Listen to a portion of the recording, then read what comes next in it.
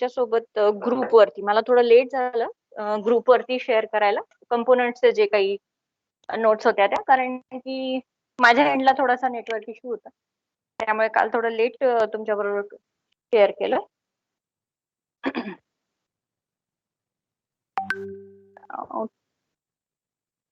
Today once again we will see the barriers of communication. ज्या टॉपिकला आपण कालच्या लेक्चरला सुरुवात केली तिथपर्यंत कोणाला काही अडचणी आहेत का? No madam. No, ma'am. Sharing my screen with you. Yes, ma'am. कोणी कृपया हे माझ्यासोबत शेअर नका करत जाऊ. जे काही मी तुम्हाला अटेंडन्स देते ना ते स्क्रीनशॉट माझ्याकडे द्यायची गरज नाही.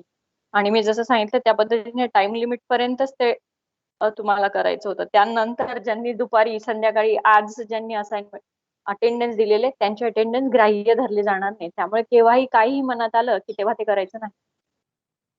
Clear? Yes, ma'am. Yes, ma'am. Yes. Sharing my screen with you. If the screen is visible, दिसते सर्वांना? Yes, ma'am. Yes, ma'am. Yes, ma'am. Okay, in yesterday's lecture we have started with communication barrier. Barriers चा अर्थ सांगितला मी तुम्हाला problems, अडथळे. Okay, हे अडथळे जे आहेत हे आपण बघितलं की ज्या वेळेला components when the 7 components are not treated properly, if there is a problem in any of this component, that time it brings the barrier. Now as per the component and as per it gets affected, या पद्धतीने जो component affect होईल त्या पद्धतीने तो एका विशिष्ट प्रकारच्या बॅरियरला कारणीभूत ठरतो. कालच्या लेक्चरला आपण बघितलं की बॅरियरचे टाइप्स किती आहेत? There are 4 barriers. These are the major barriers. Instead of this also there are in number of barriers. प्रत्येक मनुष्य परत्वे या बॅरियर नेचर स्वरूप आणि बॅरियरचा टाइप जो आहे तो बदलतो. But definitely the barrier is going to remain there.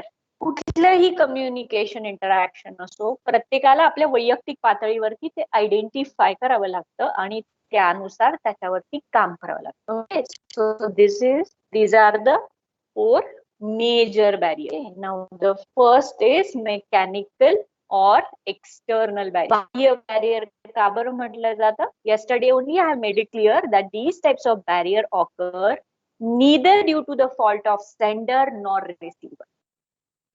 एखादं गॅजेट, एखादं इक्विपमेंट खराब झाल्यामुळे हे कम्युनिकेशन कम्प्लीट होऊ शकत नाही.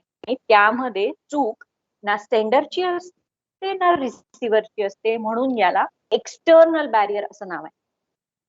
ठीक आहे, मग यात 2 प्रकार येतात. एक म्हणजे मशीनच डिफेक्टेड असतील तर, किंवा मग ट्रान्समिशन मध्ये इंटरप्शन असतील तर.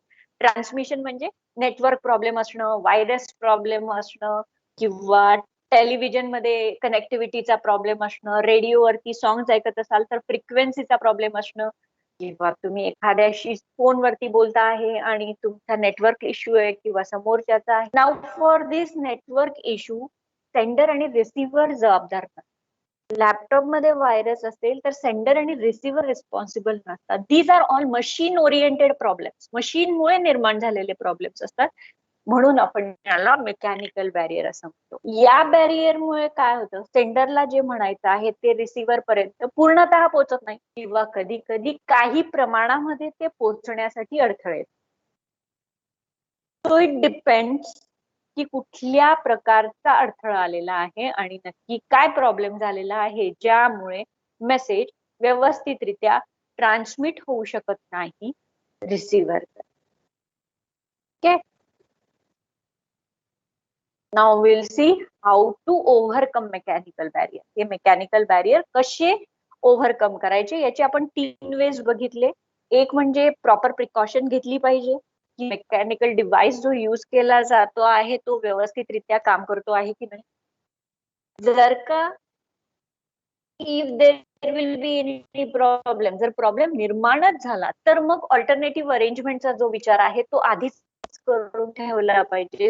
If in case of device failure it will result into permanent failure of whole communication system. There will be a scope or a chance to improve your communication system if you are looking forward for the sake of alternative arrangements. जर का तुम्ही alternative arrangementचा विचार करत असाल तर मग तुमच्याकडे एक चॉईस राहतो, स्कोप राहतो, जेणेकरून तुमचं कम्युनिकेशन इंटरॅक्शन पूर्णपणे ढासळत नाही, पूर्णपणे फेल होत.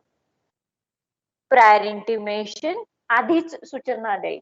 कुणाला सूचना द्यायची? रिसिव्हरला. कोण देईल? साहजिक सेंडर. About what? की जर का हे पर्टिक्युलर डिव्हाइस जर का खराब झालं तर which can be alternative device in case of failure. हे सेंडरने आधीच कळवायचं रिसिव्हरला, so that there won't be any problem or any misunderstanding among these two. Now after this we will see the next type of barrier, that is physical barrier. Mechanical barrier मध्ये कोणाला काही अडचणी शंका असतील तर you can ask me, or I will start the next type of barrier, that is physical barrier. कोणाला काही अडचणी आहेत का? असतील तर विचारा. मॅम रिपीट सांगा परत, काय समजलं नाही मला. काय समजलं नाही? Mechanical barrier. काय समजलं नाही ते तर सांग. Mechanical barrier. काय अडचण आली तुला? अरे काय नाही समजलं ते तर सांग. त्याच्यात न समजण्यासारखं काय? कशामुळे होतो सांगितलं मी मेकॅनिकल बॅरियर? हा तेच ना. काय तेच ना? तेच समजलं नाही. तुम्ही काय करतो, काय होतं, काय त्यावर कालच्या लेक्चरला अब्सेंट होता का तू? पूर्ण मराठीत बोललेलं पण समजत नाही तुम्हाला? समजतंय पण ते बाकीच्यांना कळतंय का?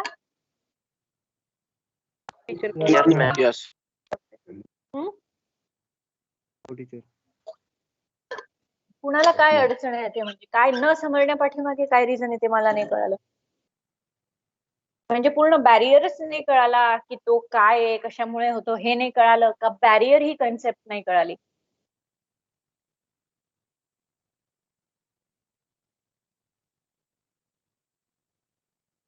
तुम्ही असं केलं तर मला सोयीचं होईल, कारण याच्यापेक्षा जास्त मराठीत आणखीन काय बोलू मी?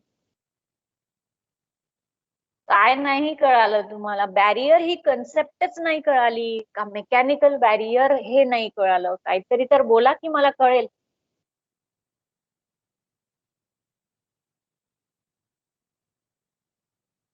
बॅरियर कॉन्सेप्ट नाही कळाले. बॅरियर म्हणजे काय सांगितलं मी? आता बाकीच्यांनी उत्तर द्या बरं. थोडं फोकस्ड राहा म्हणजे कळेल तुम्हाला. इतकंही साधं साधं कळणार नाही. अडथळे.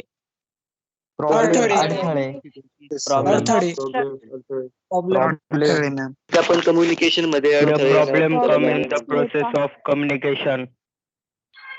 एवढं कळालं का रे बाबा तुला बॅरियर काय आहे ते? ती तुम्हाला regular problem generated while doing communication. एका लेक्चरला आले आणि एका लेक्चरला नाही आले की तुम्हाला हा अडथळा येणार, आणि मी असं प्रत्येक वेळेला प्रत्येक शब्द रिपीट नाही करू शकत. बॅरियर काय आहेत? अडथळे आहेत, अडचणी आहेत. कशामध्ये?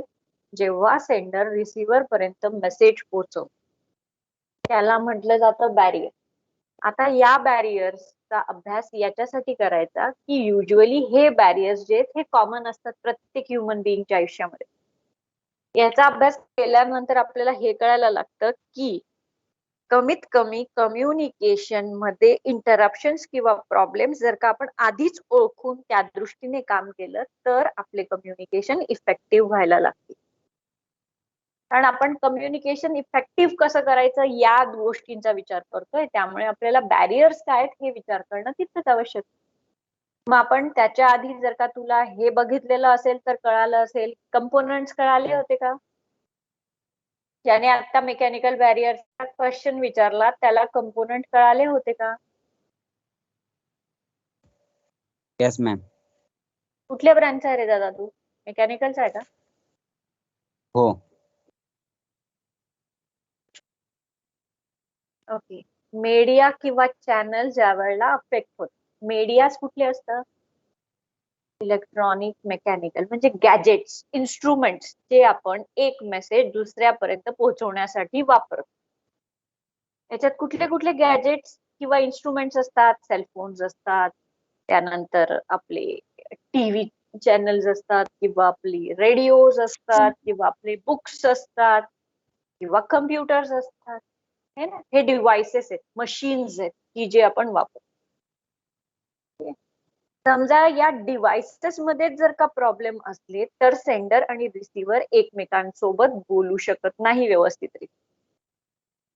ते त्यांचा मेसेज एकमेकांपर्यंत पोहोचवू शकत नाही. ज्या वेळेला अशा प्रकारचं बॅरियर क्रिएट होतं त्याला आपण मेकॅनिकल बॅरियर म्हणतो. डिव्हाइसेस मध्ये प्रॉब्लेम म्हणून मेकॅनिकल बॅरियरला एक्सटर्नल बॅरियर असं सुद्धा म्हटलं जातं, कारण की हे अडथळे सेंडर किंवा रिसिव्हरच्या चुकीमुळे निर्माण होणारे नसतात, तर हे मशीनच खराब झाल्यामुळे निर्माण झालेले प्रॉब्लेम्स असतात. यात दोन प्रकार असतात. एक म्हणजे मशीनच खराब होतं, पूर्णपणे बंद पडून जातं. मशीन जर का पूर्णपणे बंद पडलं, मशीन म्हणजे ऍक्च्युअल फॅक्टरी मधलं मशीन नाही, असं मशीन की जे तुम्ही कम्युनिकेशन करण्यासाठी वापरताय. जसं तुम्ही मोबाईल फोन वापरताय, तुमचा मोबाईल फोनच हँग होऊन गेला, मेकॅनिकल बॅरियर. तुम्ही लेक्चर अटेंड करतायत, तुम्हाला काहीच ऐकू येत नाही, मेकॅनिकल बॅरियर. तुम्ही एखाद्या मास कम्युनिकेशनला म्हणजे अशा ठिकाणी गेलात की जिथे एक वक्ताय आणि भरपूर लोक ऐकतायत, अशा ठिकाणी जर का ऐकायला गेले आणि तिथे त्या व्यक्तीचा लाऊडस्पीकरच बंद पडला, इलेक्ट्रिसिटी कट झाल्यामुळे, तो तुमच्याशी बोलू शकणार नाही किंवा बोललेला ऐकू येणार. Mechanical barrier. तुम्ही टेलिव्हिजन बघताय आणि तुम्हाला कनेक्टिव्हिटी इश्यू आहे, डिश किंवा अँटिना किंवा सॅटेलाइट कनेक्शनचा इश्यू आहे, पिक्चर्स रोल होतात किंवा सॅटेलाइटला सिग्नल मिळत नाही, ब्लॅकआउट होऊन जातं, मेकॅनिकल बॅरियर. तुम्ही एखादं बुक वाचताय, तिथे इंक स्प्रेड झालेली आहे, स्मिअर्ड झालेली आहे, म्हणजे पसरलेली आहे, जेणेकरून तुम्हाला एक 2-3 शब्द जे ते वाचता येत नाही, नक्की काय म्हणायचं, मेकॅनिकल बॅरियर. गाणे ऐकतायत रेडिओवरती आणि फ्रिक्वेन्सीचा प्रॉब्लेम आहे, रेडिओच्या ज्या फ्रिक्वेन्सीज असतात त्यामुळे आवाज कटतो, पूर्ण ऐकू येतो. एखादा व्यक्ती बोलतोय, चांगला वक्ता बोलतोय, तुम्हाला ऐकायचंय त्याचं भाषण आणि त्याच्यात डिस्टर्बन्स आहे, it is also a mechanical. Laptop वरनं तुम्हाला काही काम करायचंय पण तुमच्या महत्वाच्या फाईल करप्ट होऊन गेल्या कारण तुमच्या लॅपटॉप मध्ये व्हायरस आला हे तुम्हाला कळलं, मेकॅनिकल बॅरियर. यात काय नाही कळालं ते परत सांगा. समजलं मॅम. गोष्टी कळालं मॅडम, सर्व कळूनच ठेवा. समजलं मॅडम. कळाला मॅडम सर्व. तुम्हाला काही सर्व गोष्टी समजलं मॅडम. आपणहून कळून घेण्याचा प्रयत्न करावा लागेल. And you have to be very focused and attentive. मी तुम्हाला पहिल्याच लेक्चरला सांगितलं, काही कन्सेप्ट तुमच्यासाठी नव्या आहेत, काही गोष्टी तुम्हाला नाही कळणार, but don't stick to the thing की मी इंग्लिश मधलं एक्सप्लेनेशन समजून घेण्याचा प्रयत्न करणार नाही. मी प्रत्येक एक ओळ जी मी इंग्लिश मध्ये बोलते ना ती मी इमिडिएटली मराठीत पण तुम्हाला सांगते. पण असं नको व्हायला की हा मराठीचं लेक्चर होऊन जाईल आणि तुम्हाला इंग्लिश जे येते तुम्ही डायरेक्ट पेपरच्या वेळेला हे शब्द तुमच्या कानावरती पडतात. किंवा तुम्हाला असं पण नको होऊन जायला की हे वाचताय तिथे तुम्हाला इंग्लिश काहीच नाही आठवणार आणि मराठी आठवेल.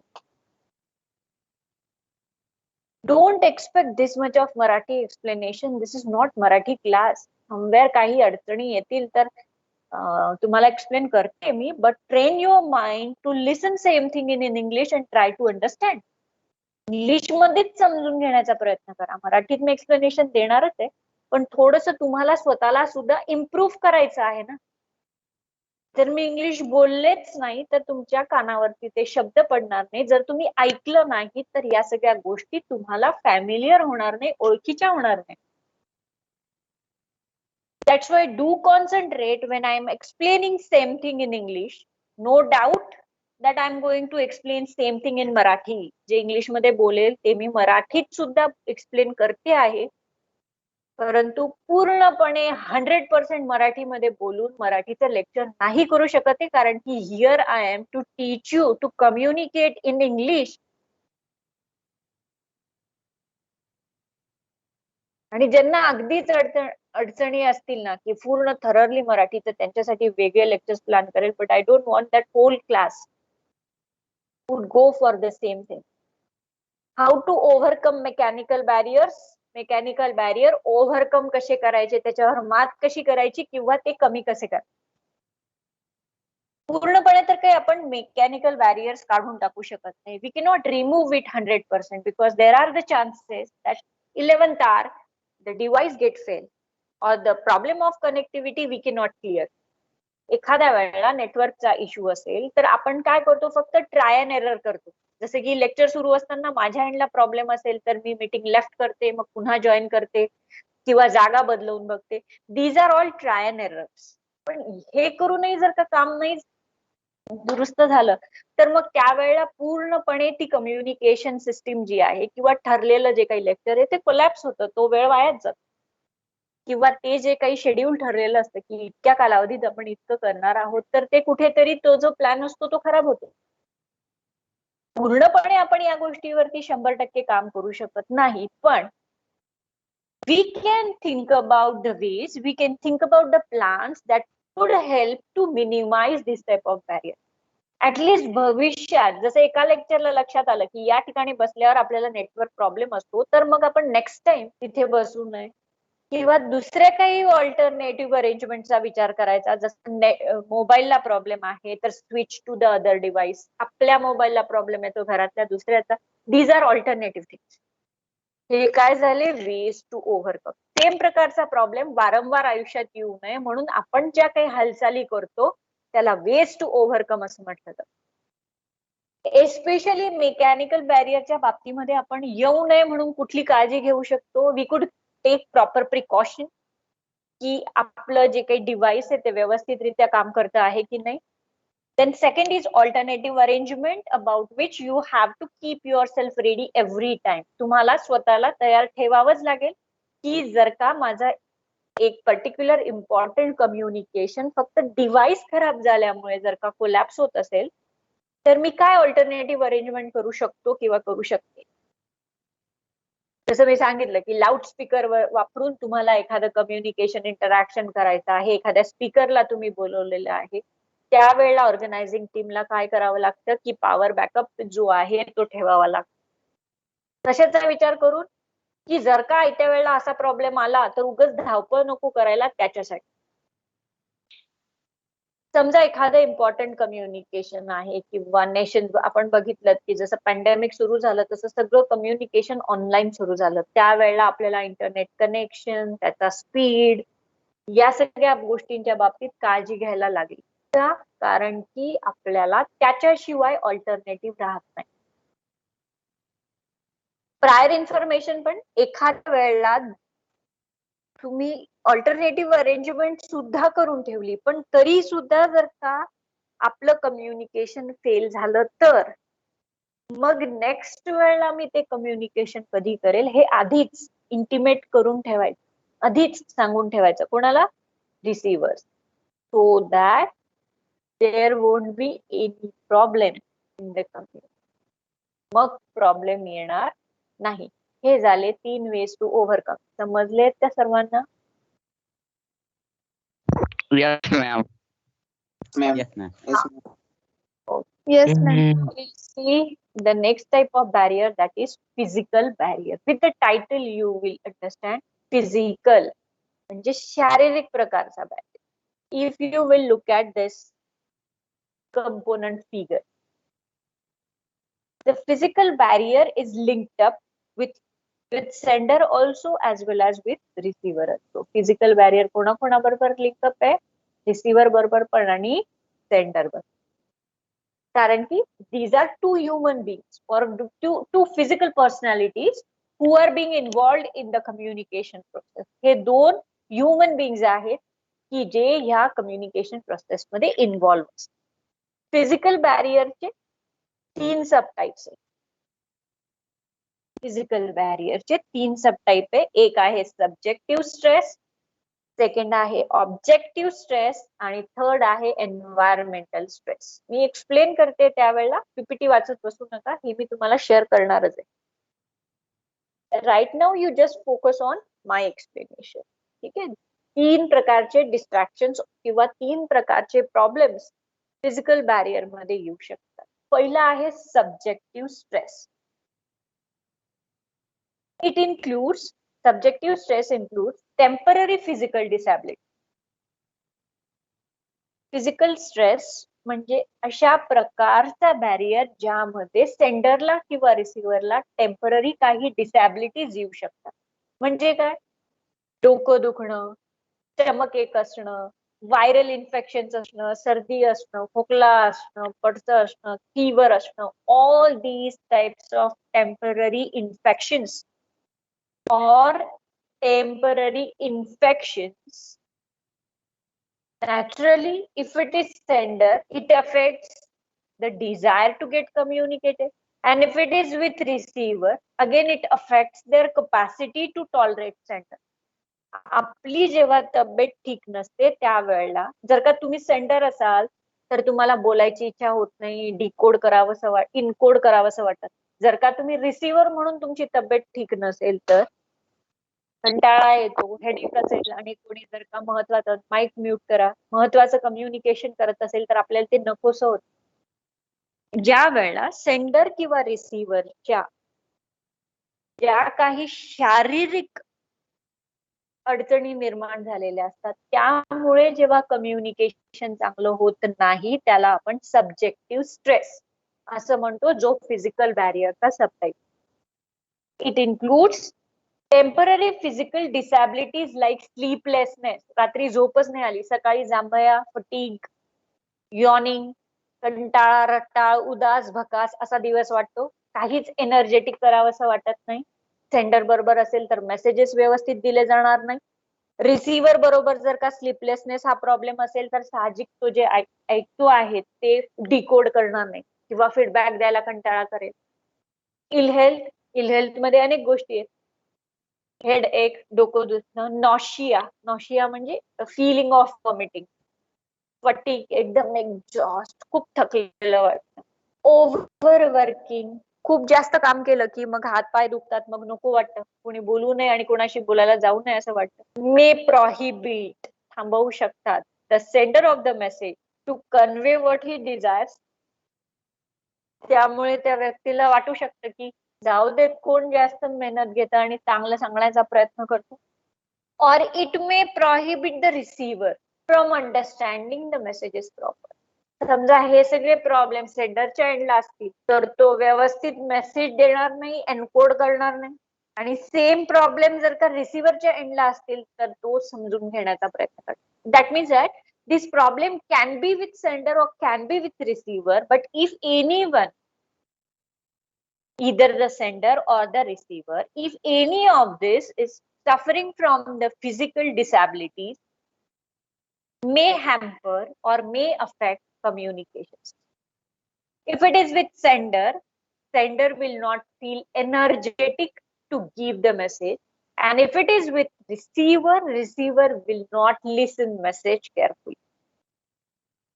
सेंडर बरोबर जर का टेम्पररी फिजिकल डिसॅबिलिटीज असतील तर त्याला उत्साह वाटणार नाही काही नवीन माहिती शेअर करण्याचा किंवा एनकोड साठी जी काही त्याची शक्ती वापरली जाते ती त्याला खर्च करावी वाटणार नाही. आणि रिसिव्हर बरोबर जर का हा प्रॉब्लेम असेल तर रिसिव्हर लक्ष केंद्रित करू शकणार नाही, कारण जे दुखतंय त्याच्याकडे साहजिक आपलं लक्ष डायव्हर्ट होतं. त्यामुळे मग आपल्याला समोर चालणारा कम्युनिकेशन इंटरॅक्शनचा कंटाळा येतो, इरिटेशन वाटतं आणि मग लिसनिंग प्रॉपरली होऊ शकत नाही. एवढं कळालंय फिजिकल बॅरियरचा सब्जेक्टिव्ह स्ट्रेस? सगळ्यांना कळालंय? सगळ्यांना कळालंय? मला एक डाऊट होता. बोल ना. ते नॉशिया नंतरचा जो वर्ड आहे फॅटिग, त्याचं मीनिंग सांगता का वापस एकदा? फटीग म्हणजे खूप थकलेलं वाटणं, एक्झॉस्ट वाटणं. एक्झॉशन कसं असतं बघ, आपण एकदम थकतो आणि जेव्हा आपण खूप दिवसभर काम केलेलं असतं आणि जेव्हा वेळेला खूप काय म्हणतात टायर्डनेस येतो त्याला फटीग असं. त्यावेळेला आपल्याला अंगात त्राण शिल्लक राहत नाही, आपल्याला असं वाटतं की लोळून राहावं, बिलकुल हालचाल करू नये. That feeling is called as fatigue which comes due to overworking. Madam miss नॉशियाचं वर्ड मीनिंग काय आहे? नॉशिया म्हणजे मळमळ होणे. Okay ma'am. Thank you ma'am. Madam बोला. मॅडम एक एक्झाम्पल सांगा ना. कसलं कसलं फिजिकल example बॅरियरचं. हे एवढे एक्झाम्पलच सांगितले ना, की डोकं दुखत असेल तर आपल्याला मेसेज व्यवस्थित ऐकून घ्यावासा वाटत नाही. आपल्याला समजा स्टमक एक होतंय, आपल्याला समोरचं टीचर जर का शिकवत असतील तर आपल्याला ते काय बोलतात त्याचा अर्थ काढावासा वाटत नाही. याच्यापेक्षा हे जे मी आतापर्यंत बोलली हे सगळे एक्झाम्पलच दिले ना रे बाबा. हं? झोप न होणे, आपल्याला ताप, सर्दी, खोकला यापैकी कुठल्याही प्रकारचा जर का त्रास होत असेल तर आपल्याला कुठल्याही महत्वाच्या कम्युनिकेशन मध्ये इन्व्हॉल्व्ह व्हावंसं वाटतं का? वाटतं का? जेव्हा आपली No, तब्येतच ma'am. ठीक नाही, मग ते सेंडर बरोबर जर का असेल, सेंडरचीच तब्येत समजा ठीक नाहीये, तर त्यावेळेला त्याला प्रॉपर मेसेज द्यावासा वाटणार नाही, एन्कोड करावासा वाटणार नाही किंवा बोलावंसच वाटणार नाही. रादर मग तो व्यक्ती काय करेल, ते कम्युनिकेशन जे आहे ते टाळण्याचा प्रयत्न करेल. झाला ना बॅरियर? आणि सेम प्रॉब्लेम जर का रिसिव्हर सोबत असतील तर रिसिव्हर लक्ष देणार नाही, असला तर फिजिकली प्रेझेंट राहील, कदाचित फिजिकली प्रेझेंटही राहू शकणार नाही. आणि जे कम्युनिकेशन त्याच्यासाठी प्लॅन केलेलं आहे तिथे तो गैरहजर राहतो. म्हणजे तुमची तब्येत बरी नसते त्यावेळेला तुम्ही स्कूलमध्ये जात नाही, तेवढा पार्ट तुमचा मिस होऊन जातो की नाही? जातो की नाही? yes, ma'am. म्हणजे मग तो तुमच्या Yes, ma'am. आयुष्यातला बॅरियर असतो ना. Yes, ma'am. कारण जेव्हा तुम्ही समजा 8 दिवसांनी 4 दिवसांनी स्कूलला परत जातात त्यावेळेला एवढं 4-5 दिवसाचं सगळं थोडी तुमच्यासाठी रिपीट केलं जातं. आणि ज्या वेळेला नेक्स्ट टाइम तुम्ही त्या कम्युनिकेशन मध्ये बसतात 5व्या दिवशी जाऊन, त्यावेळेला आधी 4 दिवस जे झालेलं असतं त्याची आणि आजच्या कम्युनिकेशनची तुमची लिंक लागते का? नाही. No. मग ते पण एक प्रकारचं बॅरियरच झालं की. ज्या वेळेला आपल्या शारीरिक कमतरतेमुळे किंवा आपल्या शारीरिक दुर्बलतेमुळे किंवा इन्फेक्शन्समुळे आपण व्यवस्थितरित्या कम्युनिकेशन ऍक्सेप्ट करू शकत नाही, जर रिसिव्हर असू आणि सेंडर असू तर देऊ शकत नाही, त्याला फिजिकल बॅरियर असं म्हणतात, जो की सब्जेक्टिव्ह स्ट्रेस मध्ये येतो. एवढं कळालं? Excuse me, ma'am. बोला. Ma'am, but what's important than health, ma'am? Means the health is more important. So can't the communication be stopped? Means if a sender is sending something to receiver, so he should have said that I am having headache, and that is why I can talk to you or something else like this. Right now what we are doing right now, we are just identifying which are the Right. factors which brings this barrier. We are not here talking about ways to overcome it. That is going to come later on, isn't it? आता आपण काय बोलतोय, आता आपण फक्त कुठल्या बॅरियरला आपण physical barrier म्हणून ओळखणार आहोत हे बघतो आहोत. हे जे तू सांगतोय हा वे टू ओव्हरकम झाला, हो की नाही? Okay. Yes, ma'am. Okay. Thank you. Subjective stress सगळ्यांना कळालाय का? Yes, ma'am. Yes. Yes, ma'am. कुणाला काही डाऊट असेल तर आता विचारा. No, ma'am. मी परत रिपीट नाही No, करणार, ma'am. एकदा संपले. Okay. Now next is objective stress. It is also physical. Now आता ऑब्जेक्टिव्ह स्ट्रेस कसा? Presence of other objects at hearing distance. ज्या वेळेला आपण समजा कम्युनिकेट करतो आहे आणि तुमच्या पाठीमागचा आवाज असतो बघा, मग मी तुम्हाला सांगते की माईक म्यूट करा बरं, तुमच्या पाठीमागच्या आवाजामुळे कम्युनिकेशन डिस्टर्ब होतंय, दॅट इज ऑब्जेक्टिव्ह स्ट्रेस. तुमच्या कम्युनिकेशन इंटरॅक्शन मध्ये ज्या वेळेला इतर ऑब्जेक्ट प्रेझेंट असतात, that could be human being or that could be any sound that disturbs process of communication. समजा 2 व्यक्ती बोलतायत आणि त्यांच्या आपसात बोलण्याच्या आवाजापेक्षा आजूबाजूचा गोंगाट जर का जास्त असेल तर ते दोघं व्यवस्थितरित्या कम्युनिकेट करू शकत नाही. That is called as objective stress. When physical presence of other objects at hearing distance, ऐकू येईल इतक्या अंतरावरती ज्या वेळेला दुसरे ऑब्जेक्ट्स प्रेझेंट असतात, disturbs the process of communication. That could be loud music going on at hearing distance. कोणीतरी जोरजोरात गाणे ऐकताय आणि तुम्ही अभ्यास करताय, होणार आहे? कोणीतरी गाणे ऐकताय आणि तुमचं लेक्चर सुरू आहे. You won't be able to listen what the teachers are teaching. Other communication situations, जसं की दोन लोक जोरजोरात भांडतायत आणि ते लेक्चर सुरू आहे, तुमचं सगळं लक्ष कुठे डायव्हर्ट होणार आहे? ते भांडताना काय बोलताय त्याच्यात. कुठला आहे हा barrier? Objective stress, physical barrier. Marriage procession चालली आहे समजा आणि त्याचा आवाज आहे जोरजोरात, तुम्हाला तुमचं जे महत्वाचं कम्युनिकेशन आहे तिथून लक्ष डायव्हर्ट करायला भाग पडतं. This is called as physical barrier. Presence of other objects at hearing distance. इतर ऑब्जेक्ट ज्या वेळेला हिअरिंग डिस्टन्स वरती प्रेझेंट असतात त्यावेळेला तुमचं communication process disturb. Even the banging of doors and windows, जोरजोरात दारं जर का आपटत असतील, तुमचा आवाज, तुमचं लक्ष जे आहे ते डायव्हर्ट होतं. कुठलाही जोरात आवाज ज्या वेळेला तुमचं लक्ष मेन कम्युनिकेशन मधून डायव्हर्ट करतो त्याला आपण ऑब्जेक्टिव्ह स्ट्रेस असं म्हणतो. ऑब्जेक्ट कशाला म्हणायचं? कुठलेही वस्तू, व्यक्ती, प्राणी ज्यांच्या असण्यामुळे, जसं की एखादा प्राणी आहे तुमच्याकडे, तो जोरजोरात भुंकतोय, समोरचा काय बोलतोय फोनवरती ऐकू येत नाही, कम्युनिकेशन. सेम थिंग, सेंडर जिथून बोलतोय त्याच्या पाठीमागे खूप जोरात आवाज आहे, तो सेंडर नेमका काय बोलतोय तुम्हाला ऐकू येत नाही. Presence of other object at hearing. Loud music असू शकतं कुणाच्या पाठीमागे, सेंडरच्या किंवा रिसिव्हर. किंवा मॅरेज प्रोसेशन म्हणजे लग्नासाठी जी मिरवणूक जाते ज्याच्यात बँड वाजवला जातो, that is also a kind of distraction and it is called as objective stress. पण याला फिजिकल बॅरियरच म्हटलं जातं. का? कारण की इतर ऑब्जेक्टचा फिजिकल एक्झिस्टन्स किंवा फिजिकल प्रेझेन्स जो असतो तो कम्युनिकेशन स्मूथली होऊ देत नाही. affects and hence we call it as physical barrier. कळालं एवढं? Yes Yes, ma'am. Yes ma'am. Yes, ma'am. सगळ्यांना Yes, कळालं फर्स्ट क्लास. हा ऑब्जेक्टिव्ह स्ट्रेस झाला.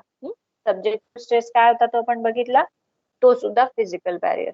ऑब्जेक्टिव्ह स्ट्रेस म्हणजे वस्तू, व्यक्ती की ज्या गोंगाट करतात दोन कम्युनिकेटर्सच्या पाठीमागे. इतका गोंगाट असतो की एकमेकांचं बोलणं व्यवस्थित ऐकू किंवा बोलू दिलं जात. त्यावेळेला आपण त्या बॅरियरला फिजिकल बॅरियर, ऑब्जेक्टिव्ह स्ट्रेस म्हणून आयडेंटिफाय करतो. Next is environmental stress. Wien environmental factor, जेव्हा पर्यावरणात किंवा वातावरणात असलेले फॅक्टर्स जे असतात ते एखाद्या व्यक्तीची कपॅसिटी अफेक्ट करतात. For example poor ventilation, strong air, an exaggerated form of nature disturbs communicator, either sender or receiver. It is termed as environmental stress. ज्या वेळेला पर्यावरणात किंवा वातावरणात असलेले जे काही घटक असतात, म्हणजे पुअर व्हेंटिलेशन. व्हेंटिलेशन माहिती ना, आपल्याला श्वासासाठी ऑक्सिजनची गरज असते. ज्या वेळेला व्हेंटिलेशन म्हणजे काय, जे काही वारा आत येण्याची आणि बाहेर जाण्याची जी काही प्रोसेस असते, शुद्ध हवा जी येते आतमध्ये येण्याची जी काही प्रोसेस असते ती तिथे तिला जेव्हा वाव नसतो, दारं खिडक्या सगळं बंद असतं, त्यावेळेला आपला जीव तिथे घाबरतो, गुदमरतो. आणि अशा वेळेला आपण खूप इम्पॉर्टंट कम्युनिकेशन करू शकू का? Not possible. Strong layers, strong layers अति तीव्र प्रकाश, उन्हा चटका, आणि आपण समजा भर उन्हामध्ये उभं राहून एखाद्या व्यक्तीशी कम्युनिकेट करत असतो, we feel sweated, we feel exhausted, खूप तहान लागते, डिहायड्रेट होऊन जाते बॉडी, त्यावेळेला सुद्धा आपण कम्युनिकेशन व्यवस्थितरित्या करू शकतो. एक्झॅगरेटेड फॉर्म ऑफ नेचर म्हणजे वातावरणाच्या असलेले अतिरेकी परिणाम, जसं खूप पाऊस, वारा, वादळ सुरू आहे आणि त्यावेळेला तुम्हाला महत्वाचं कम्युनिकेशन केलं जातं, you won't be able to understand. Next is खूप जास्त गरमी होते, खूप हीट वाढलेली आहे, त्यावेळेला सुद्धा तुम्हाला खूप कम्युनिकेशन, इम्पॉर्टंट कम्युनिकेशन करायची इच्छा. थंडी वाजते खूप, it is too cold, that time also you won't feel to concentrate on communication. कशामुळे झालंय हे? पर्यावरणामध्ये असलेल्या अतिरेकी फॉर्म्स म्यूट करा माईक तुमचे.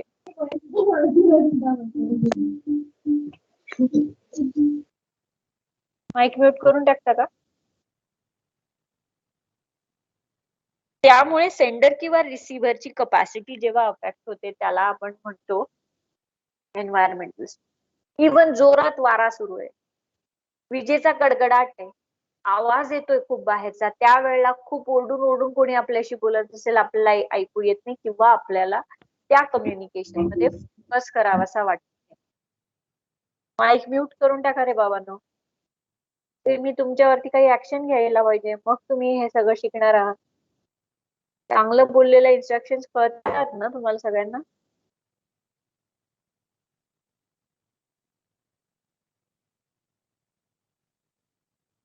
दिस इज कॉल्ड एन्व्हायरमेंटल स्ट्रेस. समजलंय सगळ्यांना? और यू वॉन्ट मोर एक्सप्लेनेशन?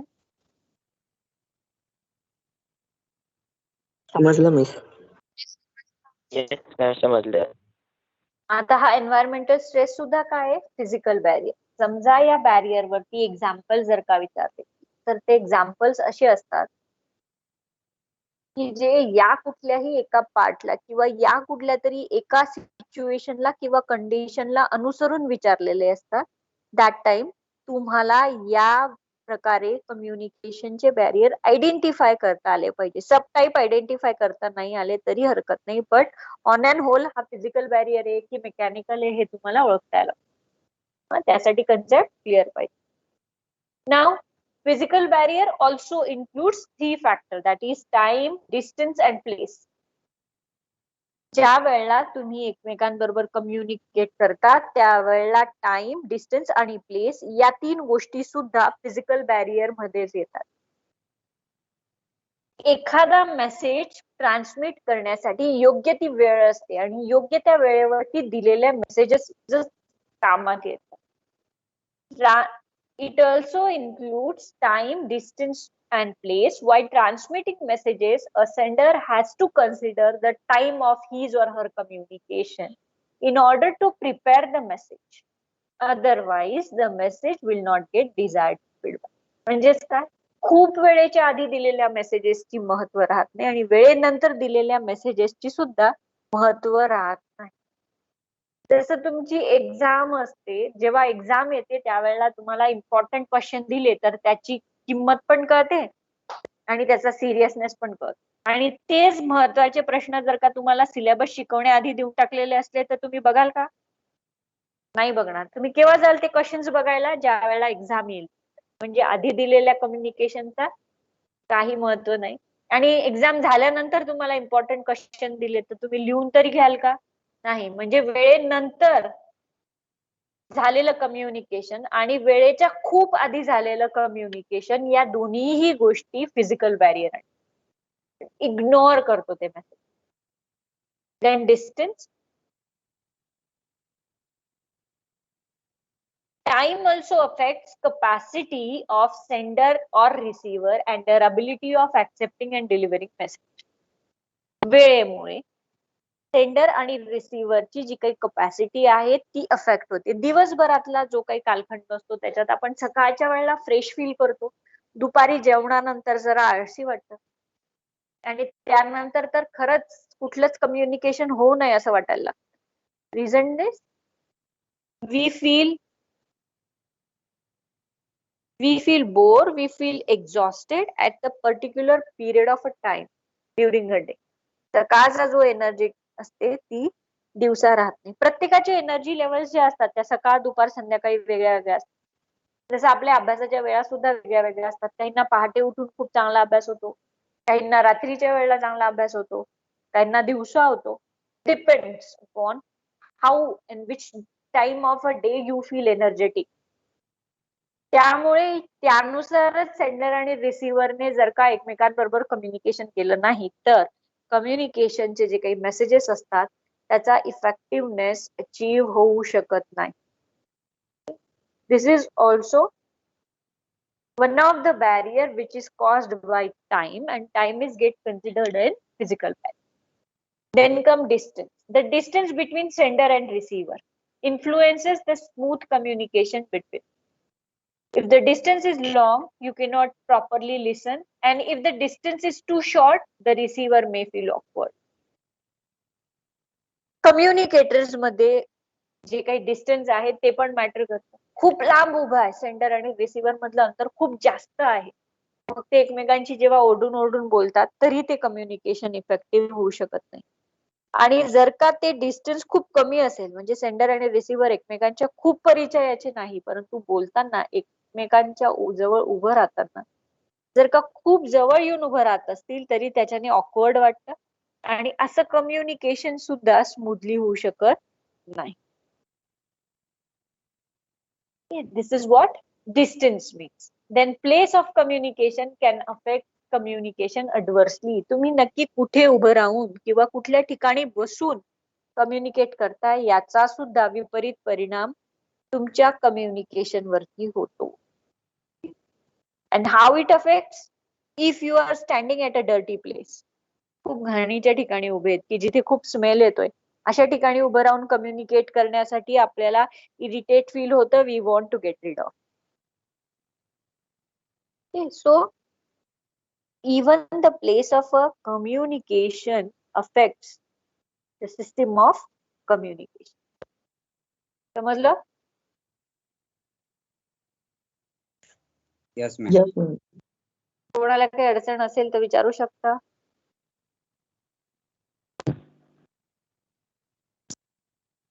अडचण असेल तर विचारा or we will move forward. Place वर न परत एकदा सांगा की. प्लेस कम्युनिकेशनची जी काही जागा असते ती फार महत्वाची असते. जसं मी तुम्हाला लेक्चरच्या वेळेला पण सांगते की तुम्ही अशा ठिकाणी जाऊन बसा की जिथे तुमचं कम्युनिकेशन जे सुरू असणार आहे लेक्चर्सचं ते तिथे कुठल्याही प्रकारचा डिस्टर्बन्स असणार नाही. तिथे व्यवस्थित उजेड वारा असणार, अशा ठिकाणी जाऊन बसलं की तुम्हाला फ्रेश वाटतं. ते जर का अंधाऱ्या खोलीत बसलेले असतील, अशा ठिकाणी की जिथे प्रॉपर वारं लागत नाही तुम्हाला, अशा ठिकाणी तुम्हाला इरिटेट वाटतं and you can not concentrate for a longer period of a time. खूप घाण जागा आहे अशा ठिकाणी जाऊन जर का तुम्ही बसलेले असाल तरी तुम्हाला इरिटेट फील होतं अशा ठिकाणी कम्युनिकेट करायला. त्याच्या उलट जर का अतिशय चांगल्या स्वच्छ सुंदर जागेवरती असेल तर मग तुम्हाला इरिटेट फील होत नाही. You feel safe, you feel secure, and that time you can concentrate more on communication. Could be with sender and could be with receiver. सेंडरची जागा जर का चांगली नाही आणि बोलतो आहे तर साहजिक त्याचं जे लक्ष आहे ते वारंवार त्या जागेकडे राहील आणि मग तो मेसेज देताना डिस्ट्रॅक्ट होईल, त्याचं लक्ष विचलित. सेम वे रिसिव्हरची जागा जर का क्लीन नाहीये, नीट नाहीये तर त्याचं सुद्धा लक्ष जे आहे ते डायव्हर्ट होईल इतर गोष्टींकडे, इतर व्यक्तींकडे. This is how the place of communication affects adversely, म्हणजे विपरीत परिणाम करतो कम्युनिकेशन. अजून काही कोणाला सांगायचंय, विचारायचंय?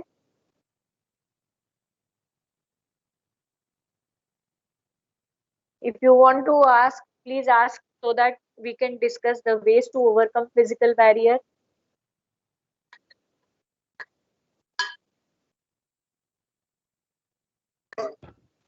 Yes. Those who are having problem, doubt, please ask me question. जर तुम्ही विचारलं नाही तर मी समजेल की तुम्हाला काहीच अडचण नाहीये. विचारा लवकर, काही अडचणी असतील तर.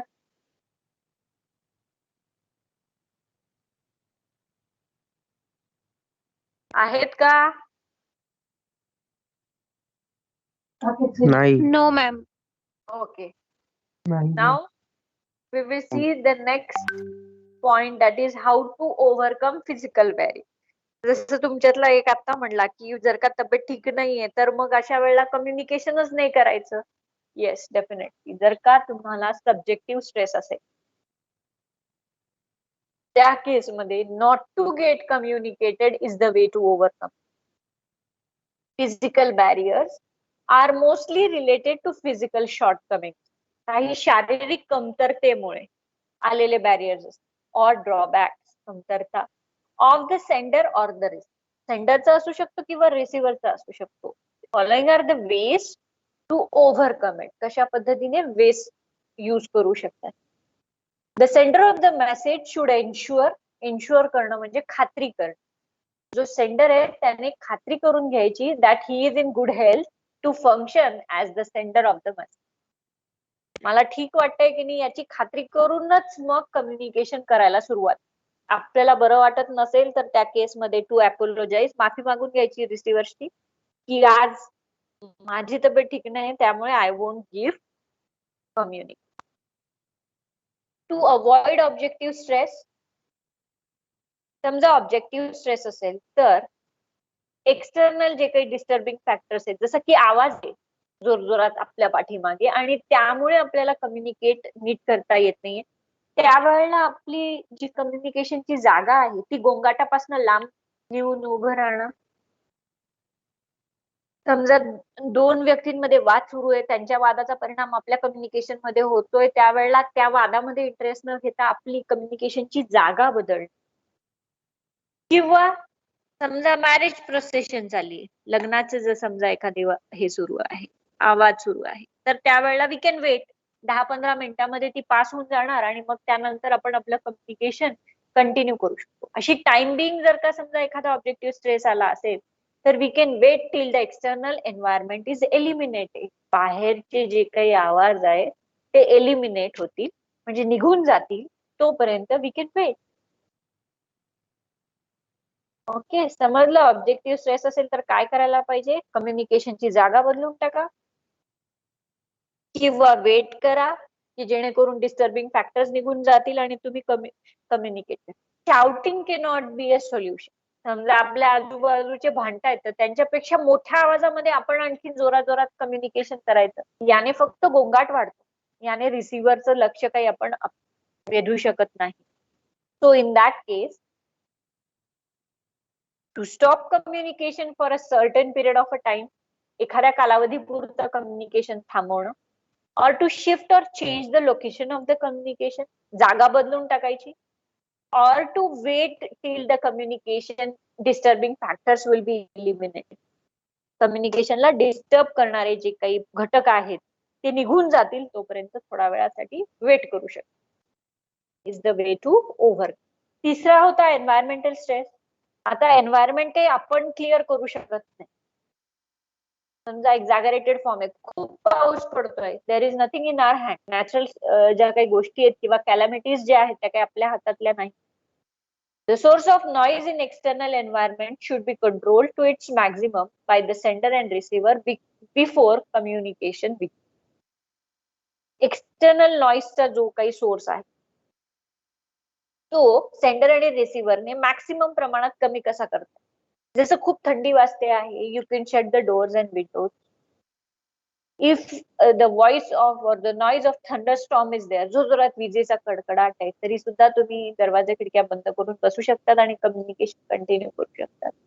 If it is raining too, you can minimise the noise factor, but otherwise खूप गरम होत आहे, you can switch on the fan or you can switch your place to somewhere where ventilation you will get properly. But otherwise जर का नसेलच clear करू शकत तर त्या केस मध्ये to stop the communication and to continue when you will feel relaxed किंवा to shift the complicated topic of the communication to simple or lighter one can be a solution.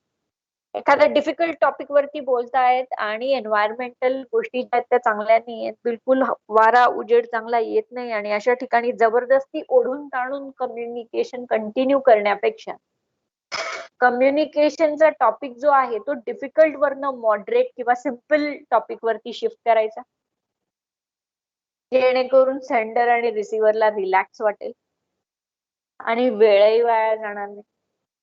Many times अनेकदा असं होतं की sender आणि receiver किंवा रिसिव्हरचा किंवा सेंडरचा कधीतरी एकदा असं असतं की they are not in a good mood due to the environmental factors. जसे की ऑक्टोबर हीट बघा, आपण बघत होतो आतापर्यंत, अगदी पाऊस सुरू होता जोरदार, अचानक हीट वाढली. Due to this number of you might be suffering from in number of infection, viral infection. So at that time जर का मॅक्झिमम लोकांना असा प्रॉब्लेम असेल त्यावेळेला सेंडरने ओढून ताणून जबरदस्ती कम्युनिकेशन मध्ये त्यांना घेण्यापेक्षा किंवा कठीण गोष्टी त्यावेळेला त्यांना सांगण्या किंवा डिलिव्हर करण्यापेक्षा सब्जेक्ट जे आहेत कम्युनिकेशनचे ते डिफिकल्ट वरनं लाइटर वन कडे जर का वळवले तर साहजिक रिसिव्हरचा इंटरेस्ट जो असतो तो टिकून राहतो. कारण ज्या वेळेला एखाद्या व्यक्तीची तब्येत ठीक नसते त्यावेळेला तो कॉम्प्लिकेटेड मेसेजेस घेण्याच्या मनस्थितीमध्ये आणि परिस्थितीमध्ये नसतो. ज्या वेळेला शारीरिकरित्या दुर्बल झालेला असतो त्यावेळेला कॉम्प्लिकेटेड कम्युनिकेशन करू शकत नाही tolerate. That time it is the responsibility of the sender to change the topic from difficult to lighter one, to make it in such a way, to present in such a way so that receiver will feel energetic to get involved in the communication process. These are the ways to overcome physical barrier. Hope you have understood it. कुणाला काही अडचण असेल तर विचारू शकतात. No, ma'am. No ma'am. सगळ्यांना समजलंय? Okay. Yes ma'am. Today we will Yes, ma'am. Today we will stop here. Tomorrow at Excuse me, 9 o'clock we will have our extra lecture. बोला. Ma'am, will you explain that third point again? Which third point? The sources of noise in the external Yes, ma'am. environment. जर का समजा बँगिंग होते किंवा बाहेरचे आवाज आहे, जसं मी सांगितलं की थंडरस्टॉर्मचा आवाज आहे बाहेर, हो ना, विजेचा गडगडाट आहे, त्यावेळेला काय करू शकतो आपण? तो नॉईज कसा कमी करता येऊ शकतो? आपण दारं खिडक्या बंद करू शकतो.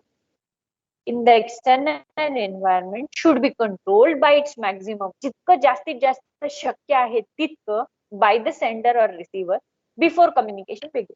कम्युनिकेशन सुरू होण्याआधीच हे जे काही बाहेरचे आवाज आहेत हे कमी करण्याचा, मॅक्झिमम कमी करण्याचा, जास्तीत जास्त कमी करण्याचा प्रयत्न केला पाहिजे, जेणेकरून कम्युनिकेशन अफेक्ट होणार नाही.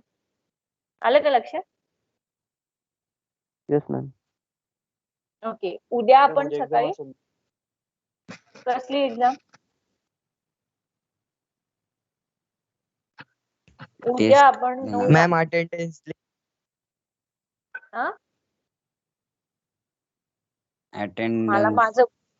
मला माझं बोलणं कम्प्लीट करू द्या. Don't only run after attendance. उद्या सकाळी 9 वाजता आपलं एक्स्ट्रा लेक्चर असेल. आज मी तुमच्या बरोबर असाइनमेंटची जी लिंक आहे ती शेअर करणार आहे, ज्याच्यात तुम्हाला खाली एक टेस्ट असणार आहे आणि तिथेच तुम्हाला तुमच्या असाइनमेंटची जी पीडीएफ आहे ती अपलोड करायची. And then your test will be there followed by that uploading of your assignment. Assignment upload केल्यानंतर टेस्ट जी आहे ती तुम्हाला द्यायची आहे. ती टेस्ट 20 मार्काची असणार आहे. कंपोनंट्स ऑफ कम्युनिकेशन वरती आधारित असणार आहे. त्यामुळे कंपोनंट पार्ट जो आहे तो व्यवस्थितरित्या करून ठेवा. ओके. केव्हा टाकणार आहेत मॅडम तुम्ही लिंक? मॅम किती वाजता आहे टेस्ट? अरे किती वाजता असं नाहीये, तुम्हाला 2 दिवसामध्ये कधीही ती टेस्ट द्यायची आहे. एकाने एकाच वेळेला द्यायची आहे. अटेंडन्सची लिंक मी रोज शेअर करणार नाही. मला ज्या दिवशी वाटेल त्या दिवशी मी शेअर. ठीक आहे. मी रॅन्डमली कधीही अटेंडन्स घेईन. टेस्टची लिंक आज शेअर केल्यानंतर ती ट्यूजडे पर्यंत तुम्ही कधीही देऊ शकतात. एकाला एकाचदा अटेम्प्ट देता येणार आहे. त्याचे फोटोज ग्रुपवरती टाकायचे नाही. कुठल्याही प्रकारचे फोटोज ग्रुपवरती टाकायचे नाहीयेत. तुम्ही सेंड केलं माझ्याकडे, तो तुमचा रिस्पॉन्स जो असतो तो ऑटोमॅटिक सबमिट होतो. ओके. उद्या 9 वाजता आपलं एक्स्ट्रा लेक्चर असणार आहे. असाइनमेंटच्या खाली राईट करायचं. असाइनमेंटच्या खाली राईट नाही करायचं ग बाई. ऑनलाईन एमसीक्यू प्रकारे द्यायची आहे ती टेस्ट. असाइनमेंटचे 10 क्वेश्चन जे आहेत त्याचे फोटो काढायचे आणि त्याचं पीडीएफ काढायचं आणि ते पीडीएफ अपलोड करायचं. त्या असाइनमेंटला त्याची पण लिंक असणार आहे. त्या गुगल फॉर्मलाच त्याची लिंक असेल. तुम्ही असाइनमेंट अपलोड केलं की मग खाली तुम्हाला जी टेस्ट आहे ती जनरेट होते. आलं का लक्षात? Yes, ma'am. Yes, ma'am. Yes, ma'am. Yes, ma'am. उद्या सकाळी 9 वाजता आपला एक्स्ट्रा लेक्चर असणार. आज संध्याकाळपर्यंत तुम्हाला ती लिंक मिळणार. ती ट्यूजडे पर्यंत ओपन राहणार. कधीपर्यंत? ट्यूजडे पर्यंत. कधीही तुम्ही एकदा ती टेस्ट देऊ शकता. ओके. प्रत्येकाला एकच रिस्पॉन्स देता येणार आहे. आपण आज इथे थांबूया. उद्याच्या लेक्चरला उरलेले बॅरियर्सचे टाइप्स जे ते बघ. Thank you very much and have a nice day ahead. Ma'am attendance मी काय बोलली नाही कळालं का तुम्हाला? कधी पण रोज देणार नाही मी, कधीही एकदा रॅन्डमली देईल. कळालं? प्रॅक्टिस टेस्ट आहे का? प्रॅक्टिस टेस्ट आहे असं सांगितलं का मी? No. You can leave the meeting now. Thank you ma'am bye ma'am. Thank you ma'am. Thanks ma'am. Thank you ma'am. Have a nice day.